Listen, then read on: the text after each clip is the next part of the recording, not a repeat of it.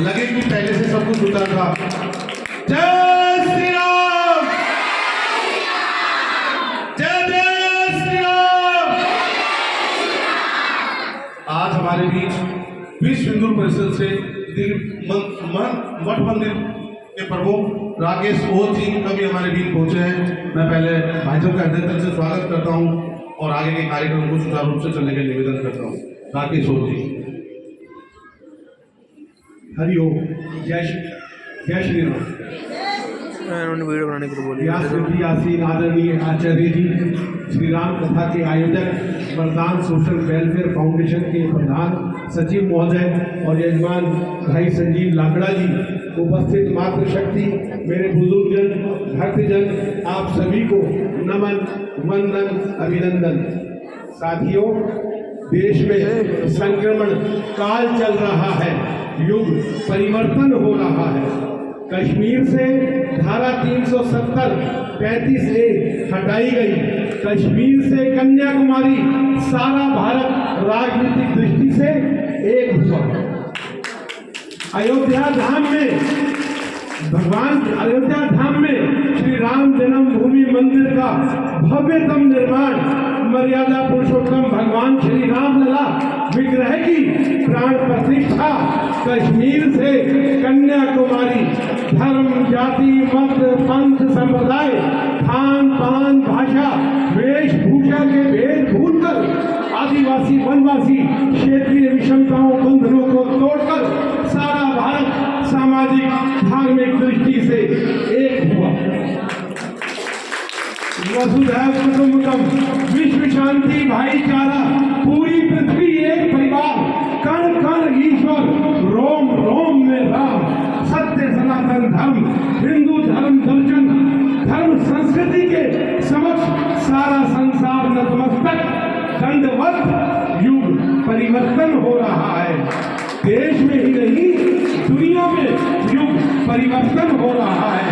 साथियों, एक और जहां सत्य सनातन धर्म, मर्यादा अनुशासन कर्म, प्रेम परोपकार मित्रता निष्कामता मर्म का सूर्य उदय हो रहा है, दूसरी ओर अंधकार भी अपना अहंकार कहां छोड़ रहा है। असत्य, अज्ञान, नकारात्मकता का जाल फैलाया जा रहा है। सत्ता स्वार्थी, कुर्सी लोलुप तथाकथित नेताओं द्वारा देश को धार्मिक जातिगत आधार पर बांटने का कुत्सित प्रयास चल रहा है। समाज को सावधान रहना होगा। एक बार फिर रावण साधु का भेष धरकर, मारीच स्वर्ण मृग का भेष धरकर हर दिल हर द्वार को खटखटा रहा है। तथाकथित जातिवादी नेता हिंदू धर्म शास्त्रों की गलत सलत व्याख्या करके नाटक मंडलियां, कुछ फिल्मी सीरियल, बॉलीवुड अभिनेता हिंदू देवी देवताओं का, हमारी आस्थाओं का अपमान करते, चोट करने का कोई अवसर नहीं चूकते और हमें पूरे देश में हमारे विरुद्ध एक षड्यंत्र चलाया जाता है। समाज को सावधान होना। कहते हैं मानो तो भगवान, ना मानो तो मूर्ख पत्थर, मात्र एक तस्वीर और इतिहास गवाह है। जिसने जैसा समझा, जिसने जैसा माना, उसका भाग्य, उसका दुर्भाग्य, वैसी उसकी तकदीर। राम मानव के महामानव, राम मानव के महामानव, लंका को लंका की शंका निगल गई और राम आएंगे, शबरी को शबरी की श्रद्धा फल गई और इंतजार था जन्म जन्मों से जिसका आत्मा को वो मंजिल मिल गई। शंका को शंका, श्रद्धा को श्रद्धा फल गई। साथियों, अपने मन से किंतु परंतु हर प्रकार की शंका का त्याग करें और भगवान के प्रति प्रेम का, विश्वास का, श्रद्धा का धारण करें। इस मनुष्य जीवन में धर्म, अर्थ, काम, मोक्ष चारों पदार्थों की सिद्धि कर और हंसते खेलते भवसागर पार करें। मैं एक बात कहना चाहता हूँ कि मन में आ गया, इतनी सुंदर मातृशक्ति भाव प्रतीक है कि हमारे सुंदरकांड में दोहा आता है, शूद्र गवार ढोल भज नारी और सकल ताड़ना के अधिकारी। इस दोहे की गलत व्याख्या करके बहुत शोर मचाया जाता है। तुलसी कवि थे और मैं भी एक कवि हूँ। मैंने अपने हृदय को तुलसीदास जी के हृदय से जोड़ा और जो अर्थ और जो भाव निकल करके आया वो आपके समक्ष। शूद्र, गवार, ढोल, पशु और नारी, इनको 5 शब्द गिना जाता है, जबकि ये 5 शब्द नहीं, मात्र एक शब्द और 2 उपमाएं हैं। शूद्र, गवार, ढोल और पशु नारी नहीं, पशु नारी। शूद्र हम सब पैदाइशी शूद्र हैं।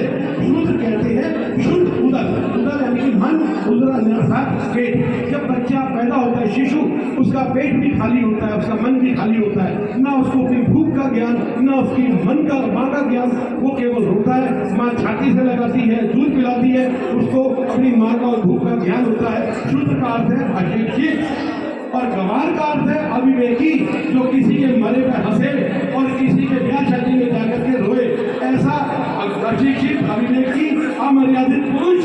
और पशु नारी, जिस नारी का आचरण पशुवत है, जैसे शुक्ल का रूप बदलकर पुरुषों को मोहित करके भोग करती थी, बाद में मारकर खा जाती थी, वैसे अमर्यादित पुरुष और अमर्यादित नारी सामाजिक और न्यायिक दंड के अधिकारी है। सिर्फ उनका इतना ही कहना था और इन्हीं शब्दों के साथ मैं अपनी वाणी को विराम देता हूँ। साथ में मैं इस संस्थान सोशल वेलफेयर का और भाई संजीव लाखड़ा जी का विश्व हिंदू परिषद के अपने दिल से साधुवाद देता हूँ। मैंने जब इनको देखा, आज ये शिव महापुराण की कथा करवा रहे, आज ये भागवत कथा करवा रहे, आज खाटू श्याम जी का कीर्तन है, जिस प्रकार से धार्मिक क्षेत्र में, सामाजिक क्षेत्र में, जिस समय कर्फ्यू था कश्मीर के अंदर लाल चौक पर जाकर के झंडा बनाने का जुनून मैंने इनके अंदर देखा, देशभक्ति की जो भावना इनके अंदर देखी है, मैं इनको नमन करता हूँ। और मैं चाहता हूँ हमारा युवा वर्ग इनसे प्रेरणा ले और इस प्रकार के सामाजिक, धार्मिक और राष्ट्रहित के कार्यों में आगे हमारे देश के नाम को, हमारे देश की शान को बढ़ाए।